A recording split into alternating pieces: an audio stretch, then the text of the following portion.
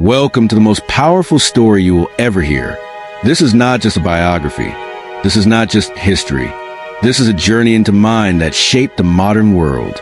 And if you're someone learning English, this story is perfect for you because you'll not only improve your listening, thinking, and understanding, but also train your mind to speak clearly, question deeply, and grow wisely, just like Plato did. So sit back, listen closely, and stay until the end. This is the story of Plato, the man who began with questions and ended up changing the world.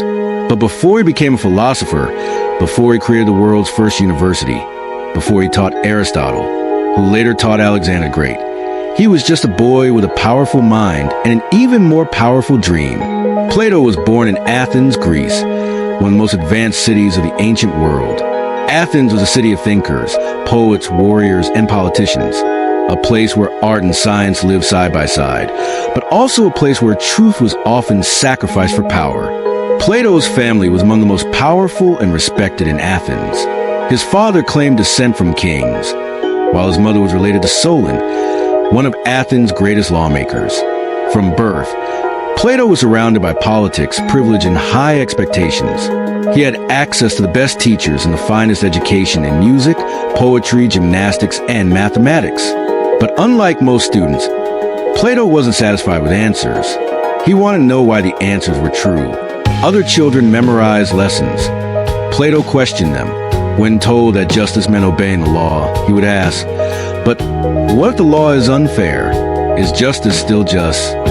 Even as a boy, he was already thinking like a philosopher.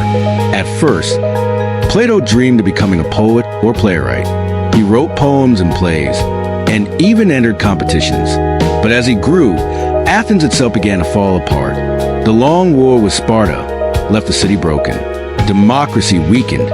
Leaders grew corrupt, justice disappeared, and truth was twisted by those in power. Plato watched all of this, and something shifted inside him. He realized education was not enough. Power was not enough. What the world truly needed was philosophy. It was at this turning point that Plato met the man who would change his life, Socrates. Socrates was unlike anyone else in Athens. He walked barefoot, cared nothing for wealth or appearance, and never wrote a single word down. Yet he was a giant of the mind. He would stop strangers in the marketplace and ask simple but dangerous questions. What is justice? What is courage? What is truth? And when people answered, he would keep asking, exposing their confusion until they realized they didn't truly know. He wasn't mocking them.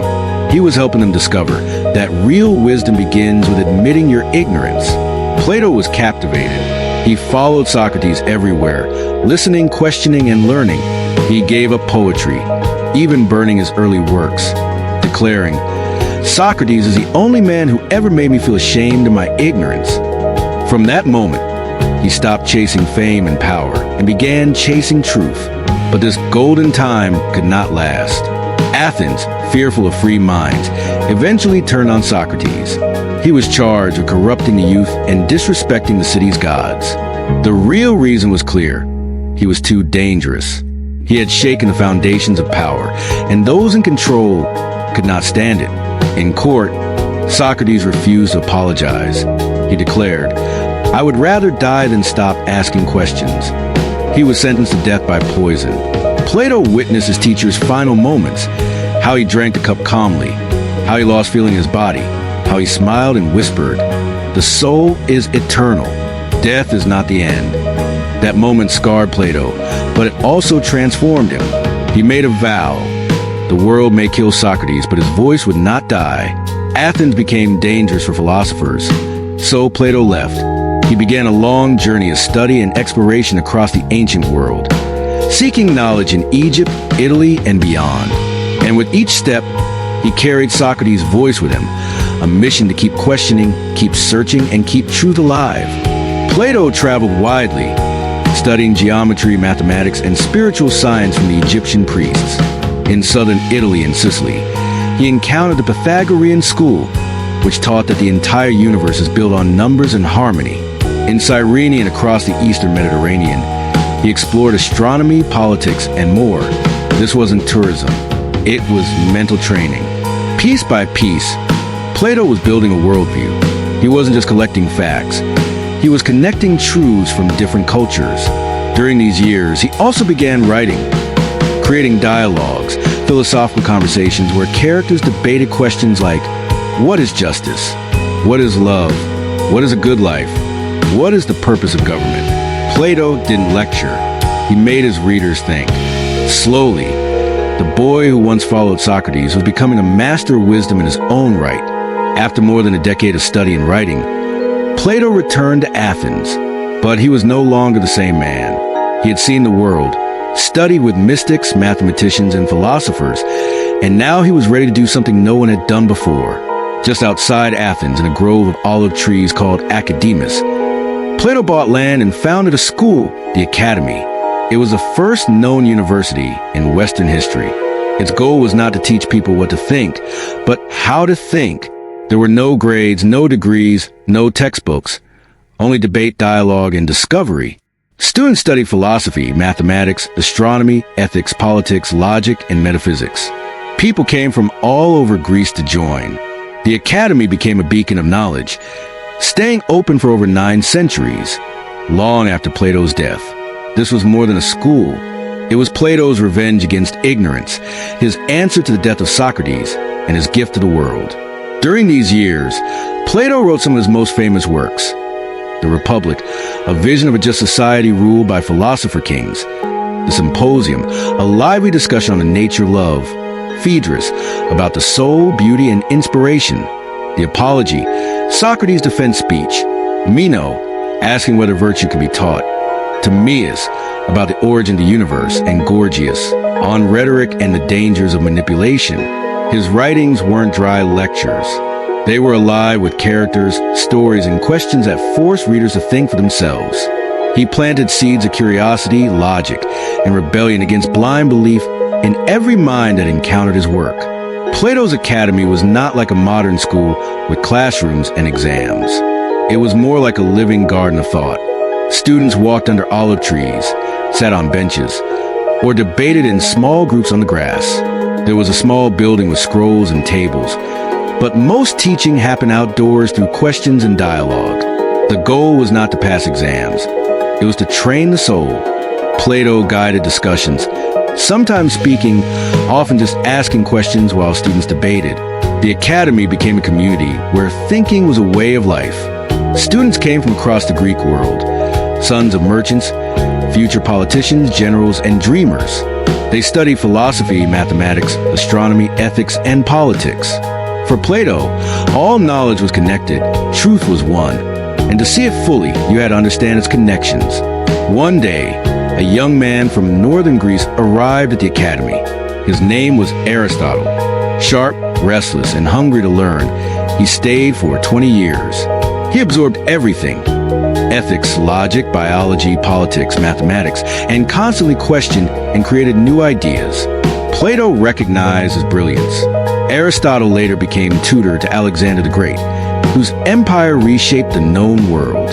In this way, Plato's Academy didn't just shape minds, it shaped history itself. Meanwhile, Plato continued writing. He developed some of his deepest ideas, including the theory of forms. He argued that everything we see, the trees, the chairs, the people, is only a shadow or copy of a perfect form that exists beyond the senses. Just like in his allegory of the cave, most people see only shadows. The philosopher is the one who turns around and sees reality.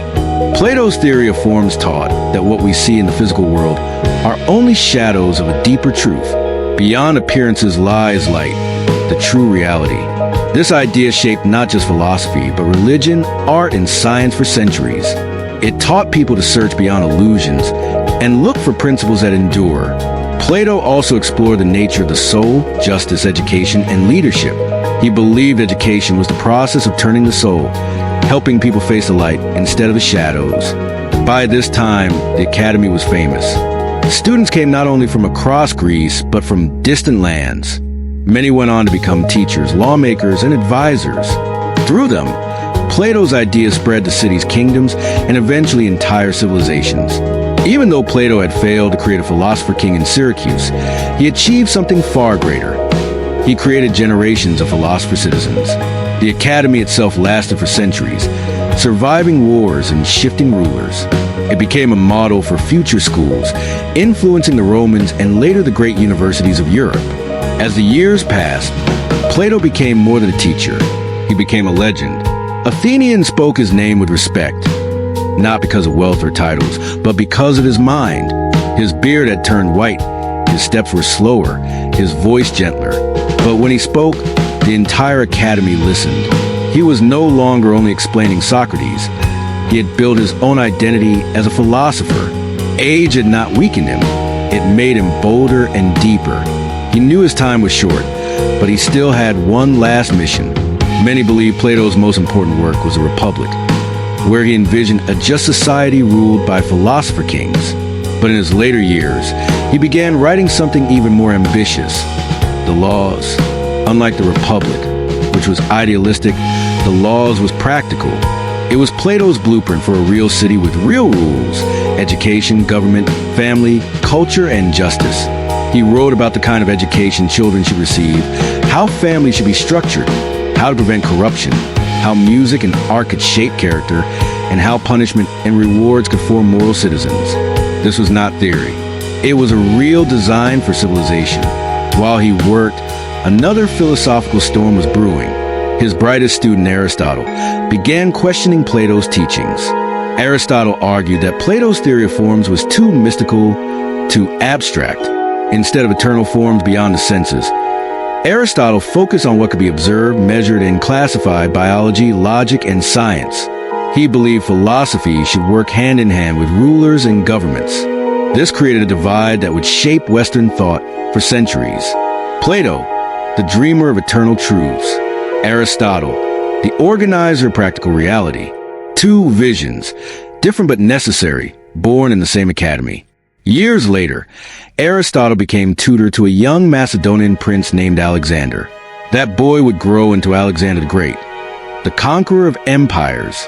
Through Aristotle, Plato's influence entered the mind of a king who carried Greek ideas, art, and philosophy across 3 continents. This was Plato's true power.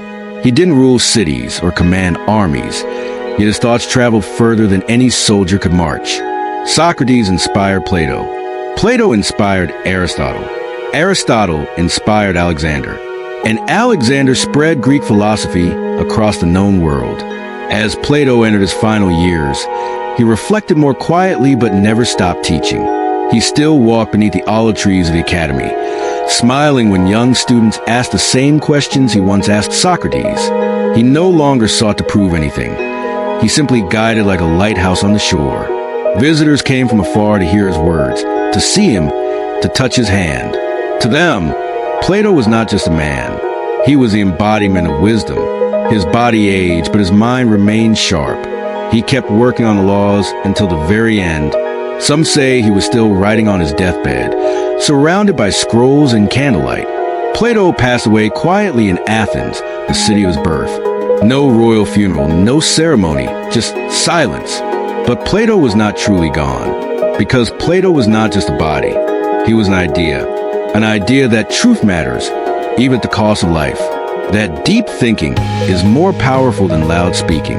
That education is the highest form of justice. That a mind trained to think is more dangerous than any army. After his death, his nephew Speusippus took over the academy, keeping alive the sacred space where truth mattered more than power. Generations of students continued to pass through its gates, and Plato's ideas survived the rise and fall of governments. But his words were about to begin a second, secret life. As the Roman Empire rose, it absorbed much of Greek culture, art, literature, philosophy. But Romans were practical people, builders of roads, aqueducts, and armies. Plato's work seemed too abstract, too Greek. Only a few, like Cicero, began to read, translate, and respect his writings. Then came a greater challenge. As Christianity grew and eventually became the dominant force in the Roman world, Plato's ideas had to survive in secret. Many Christian leaders saw Greek philosophy as dangerous, something that questioned faith, God, and obedience. Books were burned. Schools were closed. Eventually, Emperor Justinian shut down Plato's academy after nearly 900 years of continuous teaching. It was a tragedy, The last students were forced to leave. Some fled east to Persia. Others disappeared. Many lost their homes. It looked as though Plato had finally been silenced. But truth cannot be killed so easily. Even though the academy was destroyed, many of Plato's dialogues had already been copied by hand. Delicate scrolls, written in ink on parchment and papyrus, were carried by monks, hidden in monasteries, preserved in secret libraries, or even buried underground. Some copies made their way to Byzantium, modern-day Istanbul. Others traveled to the Islamic world, where scholars translated them into Arabic. During the Islamic Golden Age, philosophers studied Plato deeply. In centers of learning like Baghdad, Cairo, and Cordoba, great thinkers such as Al-Farabi, Avicenna, and Averroes explored Plato's ideas alongside Aristotle's. While Europe remained in the Dark Ages, Plato's spirit survived to the pens of Arabic scholars far from Athens. Centuries later, Europe began to awaken. Artists, scientists, and writers searched for inspiration in ancient texts. This was the age of Leonardo da Vinci, Michelangelo, and Galileo. And in this new dawn, they rediscovered Plato. Thanks to Arabic translations and a few surviving Greek copies, his dialogues returned to Europe, now printed and spread by the invention of the printing press. One man, Marsilio Ficino, a Catholic priest and philosopher in Italy, translated Plato's works into Latin and reopened the Platonic Academy in Florence. Inspired by the original, Plato was reborn, but now he was not just a philosopher. He was a beacon of light in a world that had forgotten how to think. Plato's return during the Renaissance lit a fire across Europe. Artists studied beauty and form through his ideas. Scientists used his belief in abstract truth to guide experiments. Political thinkers read the Republic and dreamed of better societies. His vision of truth beyond appearances helped people question kings, priests, and long-standing traditions. Even though he had lived more than 18 centuries earlier, Plato became a revolutionary voice. He became the silent partner of Copernicus, Descartes, Newton, and later Einstein, because they too believed what Plato believed, that reality is deeper than appearances, and that truth is worth seeking. In the Enlightenment, philosophers such as Kant, Hegel, and Rousseau read Plato and used his ideas to reshape politics, freedom, morality, and justice. Even Karl Marx studied the Republic while imagining a new kind of society. And in the modern world, professors, psychologists, teachers, and spiritual thinkers still return to Plato's writings to confront life's hardest questions. Why? Because Plato was never about giving answers. He was about asking questions. And the world never runs out of questions. Today, more than 24 of Plato's dialogues survive intact. Famous ones include the Republic, the Apology, the Symposium, Phaedrus, Meno, Phaedo, Timaeus, and the Laws, his final and longest work. These are studied in universities across the world, translated into dozens of languages, and shared freely online. They remain part of humanity's greatest library. So, who was Plato, really? He never ruled an empire. He never commanded an army. He never sought fame as a poet or power as a politician. He did not believe in speaking to win. He believed in speaking to awaken. He was not a prophet, not a warrior, not a king. He was something rarer. A man who chose truth over everything. From the moment he met Socrates, he gave up comfort for questions. He gave up applause for silence. He gave up luxury for logic. He gave up being somebody to understand everything. He was a mind on fire, and that fire still burns. In his final years, Plato turned his attention to the soul. He believed the soul was eternal, that death was not the end, and that our bodies were temporary vessels for something greater. True knowledge, he argued, was not learned but remembered, because the soul already carried it within. This was revolutionary. While many saw death as a final end, Plato saw it as a return, a coming home. In Phaedo, he described Socrates' last moments, where the soul is likened to a bird in a cage. Death is not a loss, but freedom. In the Symposium, he spoke of love as more than attraction. It was a ladder of ascent. First came physical attraction, then love of the mind, then love of beauty itself, and finally love of truth. For Plato, real love was a desire to unite with eternal truth. Love was the engine of growth, and the soul was the traveler. Plato is everywhere. When you ask, what is real? You're thinking like Plato. When you say, I want to understand myself. You are walking his path. When a teacher challenges a student with a question instead of an answer, that is the Socratic method, preserved by Plato. He lives in our schools, our science, our psychology, our ethics, our spirituality, and even in our films. Movies like The Matrix, Inception, and Interstellar all echo Plato's voice. What is real? What is illusion? What is the soul?